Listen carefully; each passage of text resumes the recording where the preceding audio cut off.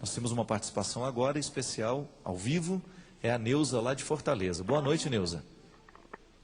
Boa noite, padre. Tudo bem, minha filha? Tudo bem, padre. Que Padre, bom. Oi. eu perdi um filho com 25 anos, tem 3 anos, vítima da violência, né? Vítima de um assalto.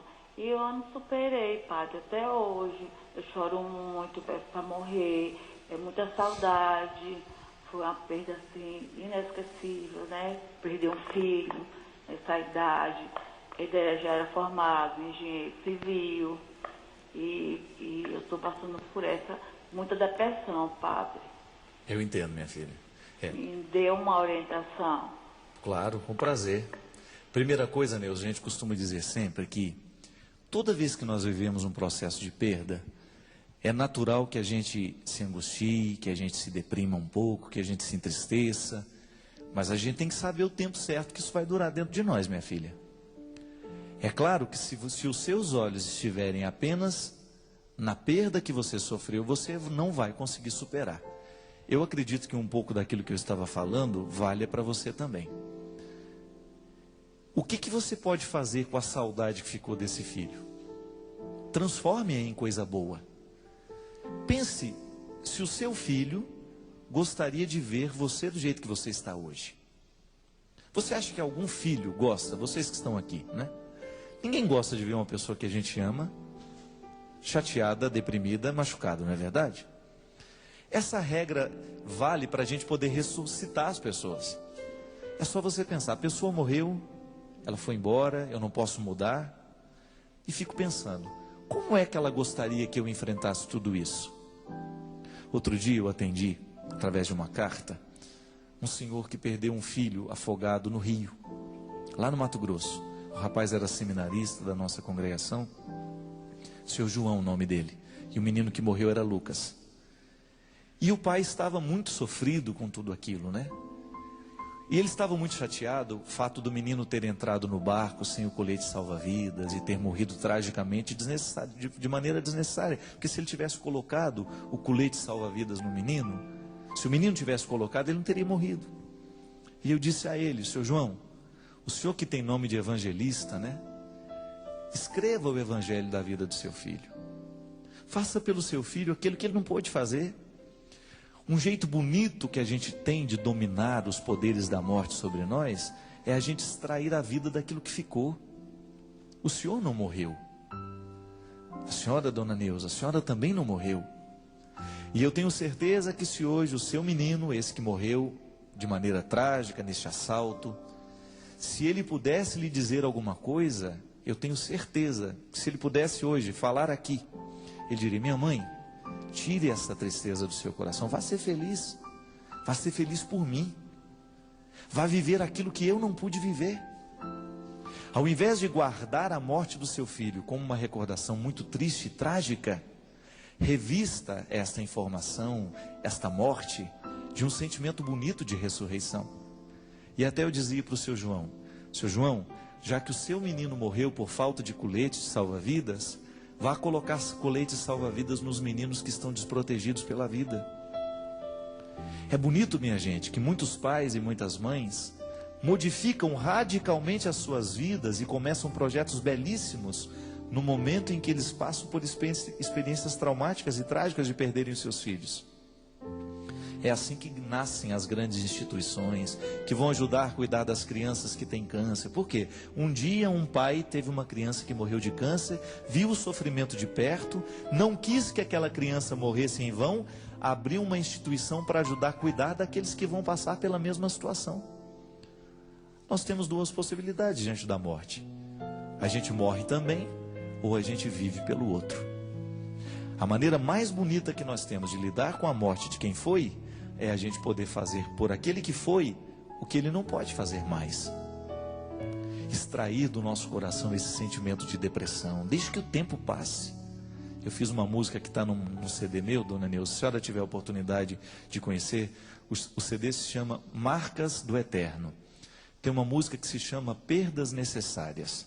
Eu fiz justamente para as mães que perderam filhos. E eu falo disso. Deixa partir o que não te pertence mais. Deixa morrer o que a morte, o que a vida já sepultou. Deixa o processo do tempo curar. A minha mãe sempre dizia com muita sabedoria, e eu acredito nisso mesmo. Não só minha mãe, tanta gente já falou isso para mim, mas eu me lembro dela falar: fica tranquilo que o tempo é o remédio para tudo. E é verdade. Quantas coisas parecem insuportáveis no momento em que a gente vive, mas depois que o tempo vai passando, parece que o tempo tem uma pomada, não é? Não é que para de doer, é que dói diferente. Essa semana, por exemplo, eu senti uma saudade muito grande do Robinho. Estava ouvindo o CD novo dos Cantores de Deus, que tem a voz dele. Então eu estava vindo de São Paulo, aí começou a tocar a música que ele cantava. Eu precisei até parar o carro, tanto que eu chorava dentro do carro. Aí parei o carro e era como se ele estivesse ali comigo. E eu chorei de novo a morte do meu amigo, 1 ano e meio depois. Mas eu posso lhe dizer que a gente vai chorando diferente. O choro vai ficando diferente, a saudade vai ficando diferente, porque ela vai se desprendendo do desespero inicial. Agora, o desespero ele vai embora à medida em que a gente manda. À medida em que a gente substitui as lembranças ruins por lembranças boas, à medida em que a gente faz uma modificação dentro do nosso coração, à medida em que a gente coloca uma tinta diferente na parede.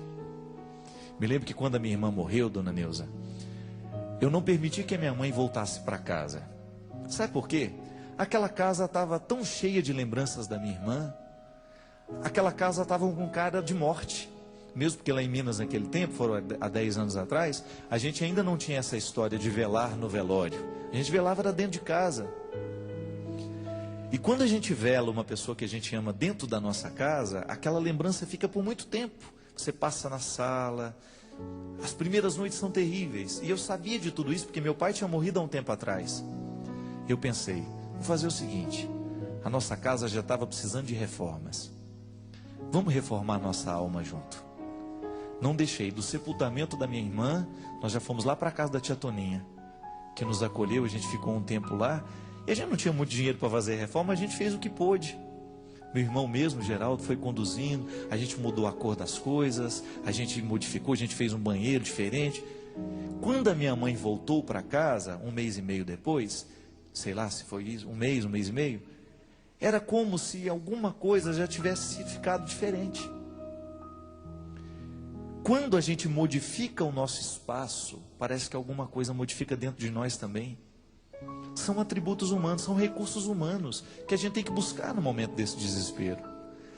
Eu conheço pais, eu conheço mães que os filhos morrem, eles não desmontam o quarto, gente. Permanece tudo como se o filho fosse voltar. Isso pode, no primeiro momento, parecer bonito, mas não é não, isso é trágico. O Chico Buarque tem até um verso bonito, né, que ele diz: saudade é o revés de um parto, é arrumar um quarto para um filho que já morreu. Não. Organizar o luto significa a gente ter coragem de fazer o espaço ser diferente. Não vai voltar. Eu não tenho que me iludir. Eu não tenho que manter a cama arrumada do mesmo jeito, porque aquilo só vai me fazer sofrer.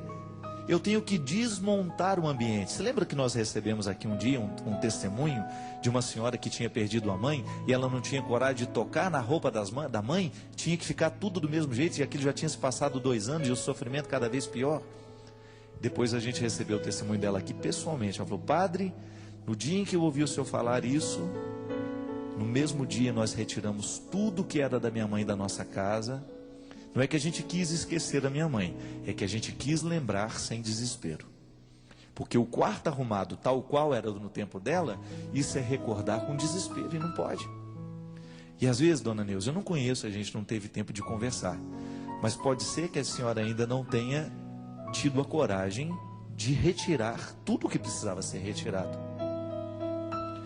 Que a lembrança que a senhora guarde do filho seja imaterial. Porque lembranças materiais sempre nos causarão feridas. Sempre que você pegar aquele negócio que tem escrito, que tem aquilo, você pode ter certeza que você vai sangrar mais. Agora, quando a lembrança é imaterial, ela é transformada pelo tempo. Isso é muito necessário para nós. Porque senão, nós estaremos eternamente presos àquele momento